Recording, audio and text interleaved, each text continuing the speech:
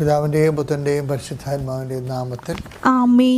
എൻ്റെ പ്രിയപ്പെട്ടവരെ, മാർച്ച് 6-ാം തീയതി ഞായറാഴ്ച, കർത്താവിൻ്റെ ദിവസം. അമ്മേ പരിശുദ്ധ അമ്മേ, അമ്മേ പരിശുദ്ധ ദേവമാതാവേ, ദൈവമാതാവേ, കൃപാസനത്തിലൂടെ ഞങ്ങളുടെ ദേശത്തിനും അമ്മ മാധ്യസ്ഥതയിൽ തന്ന എല്ലാ അനുഗ്രഹങ്ങൾക്കും കൃപകൾക്കും ഞങ്ങളിപ്പോൾ ഹൃദയം നിറഞ്ഞ നന്ദി പറയുന്നു. അമ്മേ പരിശുദ്ധ അമ്മേ, ദേവമാതാവേ, 2004 ഡിസംബർ 7-ാം തീയതി ഉച്ചകഴിഞ്ഞ് 2:30 കൃപാസനത്തിൽ സംഭവിച്ച അമ്മയുടെ പ്രത്യക്ഷപ്പെടലിനെ കുറിച്ച്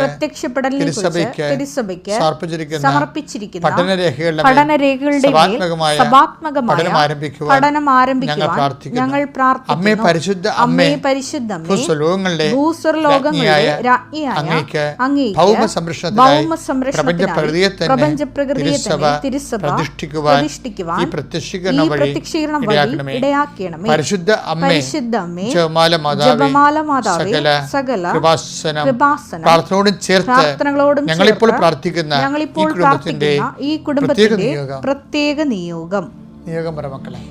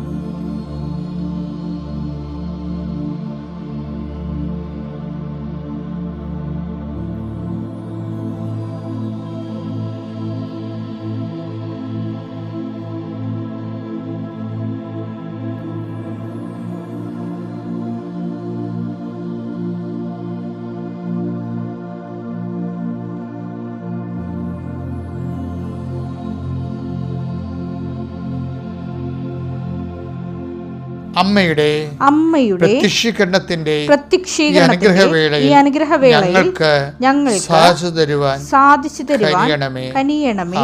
ആമേൻ. വിശ്വാസ പ്രമാണം. സർവശക്തനായ പിതാവും ആകാശത്തിന്റെയും ഭൂമിയുടെയും സൃഷ്ടാവുമായ ദൈവത്തിൽ ഞാൻ വിശ്വസിക്കുന്നു. അവിടുത്തെ ഏകപുത്രനും ഞങ്ങളുടെ കർത്താവുമായ ഈശോ മിശിഹായിലും ഞാൻ വിശ്വസിക്കുന്നു. ഈ പുത്രൻ പരിശുദ്ധാത്മാവിനാൽ ഗർഭസ്ഥനായി കന്യകാമറിയത്തിൽ നിന്ന് പിറന്ന് പൊന്തിയോസ് പീലാത്തോസിന്റെ കാലത്ത് പീഡകൾ സഹിച്ച് കുരിശിൽ തറയ്ക്കപ്പെട്ട് മരിച്ച് അടക്കപ്പെട്ട് പാതാളങ്ങളിൽ ഇറങ്ങി മരിച്ചവരുടെ ഇടയിൽ നിന്ന് 3-ാം നാൾ ഉയർത്ത് സ്വർഗത്തിലേക്ക് എഴുന്നള്ളി സർവശക്തിയുള്ള പിതാവായ ദൈവത്തിന്റെ വലതുഭാഗത്തിരിക്കുന്നു. അവിടെ നിന്ന് ജീവിക്കുന്നവരെയും മരിച്ചവരെയും വിധിക്കുവാൻ വരുമെന്നും ഞാൻ വിശ്വസിക്കുന്നു. പരിശുദ്ധാത്മാവിലും ഞാൻ വിശ്വസിക്കുന്നു. വിശുദ്ധ കത്തോലിക്കാ സഭയിലും പുണ്യവാന്മാരുടെ ഐക്യത്തിലും പാപങ്ങളുടെ മോചനത്തിലും ശരീരത്തിന്റെ ഉയർപ്പിലും നിത്യമായ ജീവിതത്തിലും ഞാൻ വിശ്വസിക്കുന്നു. ആമേൻ. സ്വർഗ്ഗസ്ഥനായ ഞങ്ങളുടെ പിതാവേ, അങ്ങയുടെ നാമം പൂജിതമാകണമേ. അങ്ങയുടെ രാജ്യം വരണമേ. അങ്ങയുടെ തിരുമനസ് സ്വർഗത്തിലെ പോലെ ഭൂമിയിലും ആകണമേ.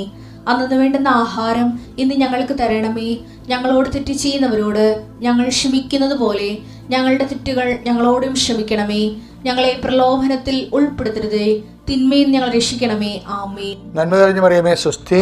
കർത്താവ് അങ്ങയുടെ കൂടെ സ്ത്രീകളിൽ അങ്ങ് അനുഗ്രഹിക്കപ്പെട്ടവളാകുന്നു. അങ്ങയുടെ ഉദരത്തിൻ ഫലമായി ഈശോ അനുഗ്രഹിക്കപ്പെട്ടവനാകുന്നു. പരിശുദ്ധ മറിയമേ, തമ്പുരാന്റെ അമ്മേ, പാപികളായ ഞങ്ങൾക്ക് വേണ്ടി ഇപ്പോഴും ഞങ്ങളുടെ മരണസമയത്തും തമ്പുരാനോട് അപേക്ഷിക്കണമേ. ആമേൻ. എൻ്റെ കർത്താവേ, നിന്റെ ഉന്നതമായ നാമത്തിന് സ്തോത്രം ചെയ്യുന്നു. എൻ്റെ കർത്താവേ, നിന്റെ വിശുദ്ധ പൗരോഹിത്യത്തെ മഹത്വപ്പെടുത്തണമേ. ഈ പ്രഭാതത്തിലെ ഏപ്രിൽ 6-ാം തീയതിയായ ഇന്ന് ഞായറാഴ്ച കർത്താവിൻ്റെ ദിവസത്തിലെ ഈ പ്രാർത്ഥനയിൽ പങ്കെടുക്കുന്ന ഓരോ മകനെയും മകളെയും കർത്താവേ, ഈ കുടുംബത്തെ നീ ആശീർവദിക്കണം. അവിടെ ഉദ്യമങ്ങളെ നീ ആശീർവദിക്കണം. ഇപ്പോൾ ഈശോയെ മനസ്സിൽ സങ്കടം കനത്ത് കിടക്കുന്നവരുണ്ട്. ഓരോ വ്യക്തികളെക്കുറിച്ച് അവിടെ നടപടികളെക്കുറിച്ച് വിഷമം അനുഭവിക്കുന്നവരുണ്ട്. ഓരോ ജീവിത വിഷയങ്ങളെ ഓർത്തുകൊണ്ട് ചില ഡേറ്റുകൾ ഓർത്ത് പേടിക്കുന്നവരുണ്ട്. അവരെ പ്രത്യേകം മാതാവിനെ ഞാൻ ഏൽപ്പിക്കുന്നു.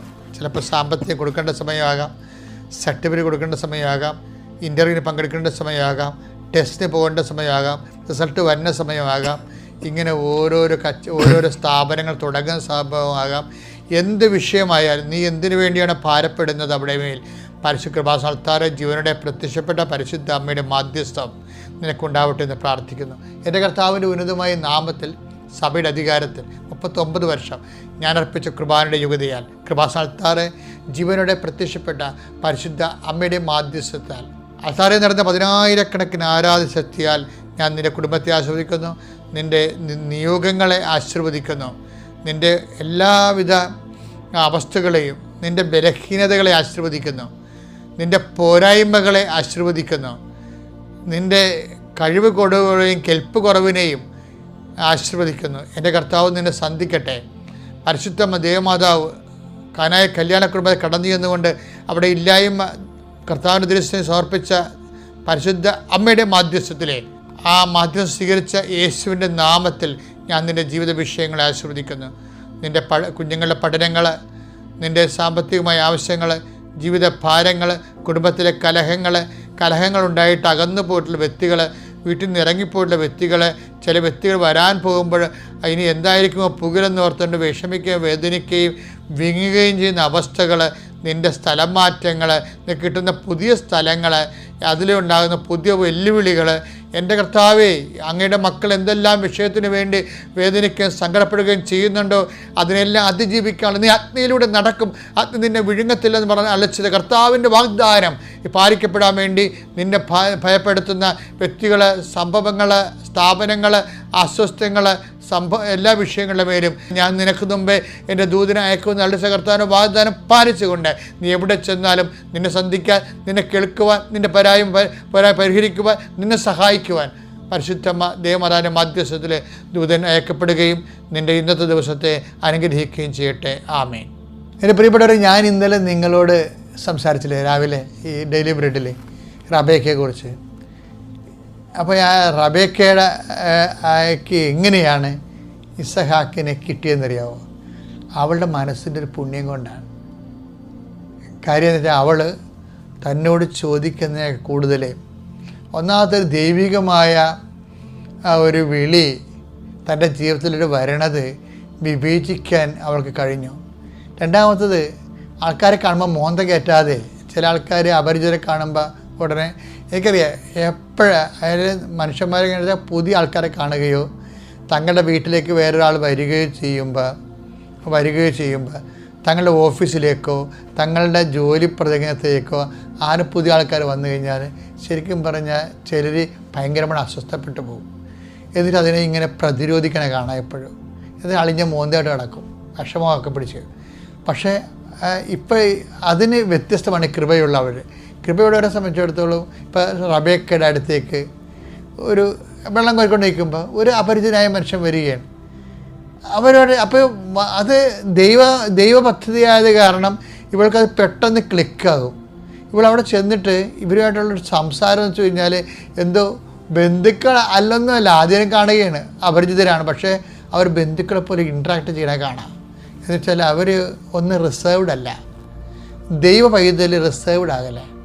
റിസർവ്ഡ് എന്ന് വെച്ച് കഴിഞ്ഞാൽ ഈ അന്തർമുഖരുടെ ഏറ്റവും വലിയ മാനസിക രോഗമാണ് റിസർവേഷൻ എന്ന് പറയുന്നത്. ഇവിടെ അതിനെ അതിജീവിക്കണ കാണാം. അതായത് ഈ വിഷയങ്ങളെല്ലാം ഉള്ളത് ഉൽപ്പത്തി 24:17 തൊട്ടാണ്.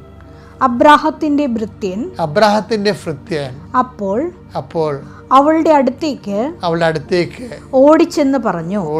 ഇവള് എബ്രാഹിമിങ്ങനെ ഭൃത്യൻ ഇങ്ങനെ ഇസഹാക്കിൻ്റെ ജീവിത പങ്കാളെ അന്വേഷിക്കാൻ വേണ്ടി ഉടമ്പടി ചെയ്തുകൊണ്ട് ഇറങ്ങിയിരിക്കണല്ലേ. അപ്പോൾ ആ നാട്ടിൽ ചെല്ലുമ്പോൾ ഇതുപോലെ ഒരു സ്ത്രീ വെള്ളം കോരണ കാണും. അപ്പോൾ കണ്ടപ്പോൾ തന്നെ ഓടിച്ചെന്ന് പറയണതാണ്.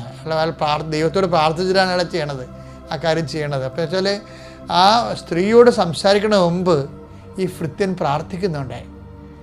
പ്രാർത്ഥന ജീവിതത്തിൻ്റെ വെച്ചാൽ നമുക്ക് സന്ധ്യപ്രാർത്ഥനയും വെളുപ്പിനെഴുന്നേറ്റുള്ള പ്രാർത്ഥനയിലേ ഉള്ളൂ. പക്ഷെ അങ്ങനെയല്ല പ്രാർത്ഥനയുടെ പാരമ്പര്യം എന്ന് പറയുന്നത്.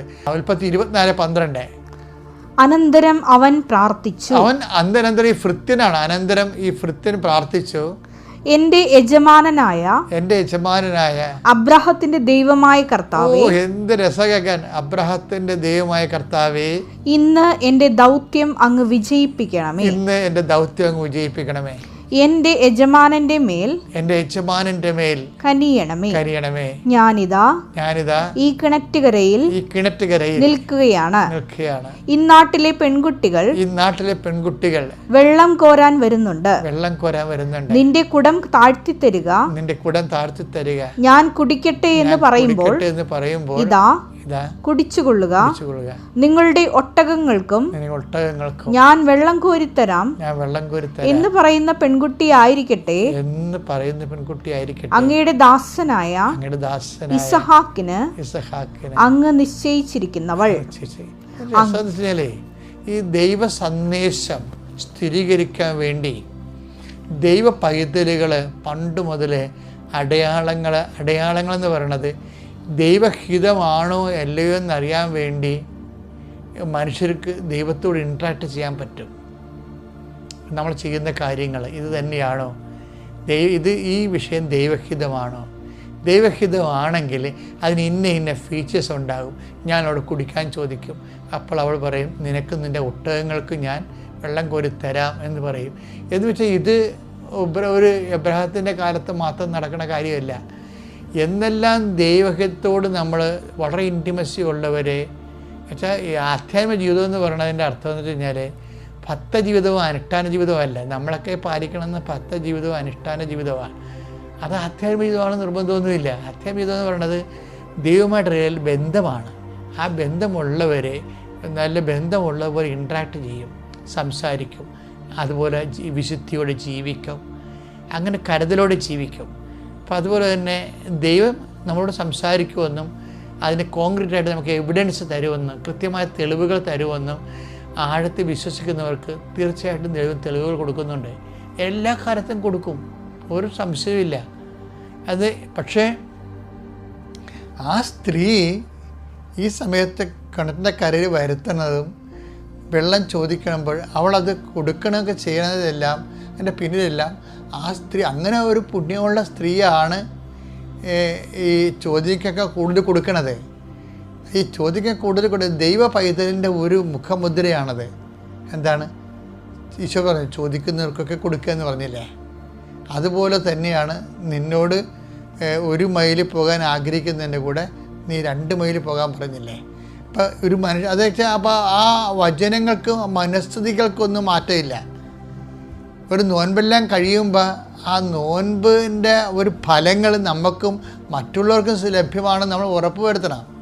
അല്ലാതെ നമ്മൾ ഇന്ന് കഴിക്കാനുള്ളത് നാളെ 2 നേരം ഇന്ന് കഴിക്കാനുള്ളത് നോൻപെടുത്തിട്ട് നാളെ അതുകൂടി കഴിക്കണ പാർട്ടിയില്ലേ? അത് ജഡികനാണ് ശരിക്കും. പണ്ടത്തെ ആണെങ്കിൽ ദൈവത്തിൻ്റെ വചനം അറിയാൻ പറഞ്ഞ കാലങ്ങളിൽ ദുഃഖവെള്ളിയാഴ്ച വരെ മനുഷ്യൻ കാശ് വേണ്ടി ചുട്ടു തിന്ന് യൂതന്മാരുടെ കണ്ണും പൊട്ടിച്ച് 2 ഏമ്പൊക്കെ വിട്ട് കുരിശിന് വഴിക്ക് പോയിരുന്ന അങ്ങനെ വിവരമില്ലാത്തൊരു കാലം ഉണ്ടായിരുന്നു. ആ കാലങ്ങളെല്ലാം മാറിയിട്ട് ഇന്ന് മനുഷ്യൻ പാലിക്കുന്നവർ അതിൻ്റെ ചൈതന്യത്തോടു കൂടിയാണ് ദൈവവചനത്തെ ജീവിതത്തിൽ പ്രതിഫലിപ്പിക്കണത്. അപ്പം ഇവളോട് വെള്ളമാണ് ചോദിക്കണത്. വായിച്ചുള്ളത് അബ്രാഹത്തിന്റെ ഭൃത്യൻ അപ്പോൾ അവളുടെ അടുത്തേക്ക് ഓടിച്ചെന്ന് പറഞ്ഞു, ദയവായി നിന്റെ കുടത്തിൽ നിന്ന് കുറച്ച് വെള്ളം കുടിക്കാൻ തരിക. പ്രഭു കുടിച്ചാലും അവൾ പറഞ്ഞു. തിടുക്കത്തിൽ കുടം താഴ്ത്തിപ്പിടിച്ച് അവൾ അവന് കുടിക്കാൻ കൊടുത്തു. കുടിച്ചു കഴിഞ്ഞപ്പോൾ അവൾ പറഞ്ഞു, അങ്ങയുടെ ഒട്ടകങ്ങൾക്കും കുടിക്കാൻ ഞാൻ വെള്ളം കൊടുക്കാം. ഹൃദയവും എന്ത് മനോഹരവും മധുരവുമാണ് ഇത് കേൾക്കാൻ. ഇതുപോലെ ഒരു മനസ്സ് കർത്താവിൻ്റെ ഉത്ഥാനത്തിൻ്റെ സാക്ഷികളാക്കി നമ്മൾ മാറ്റുന്നതാണ്. അത് സ്വയത്തമാക്കാനും ആർജിക്കാനും നമുക്ക് കഴിഞ്ഞാൽ പിന്നെ ദൈവം നമ്മൾ ഒരിക്കലും വിട്ടുപിരിയത്തില്ല. Praise the Lord.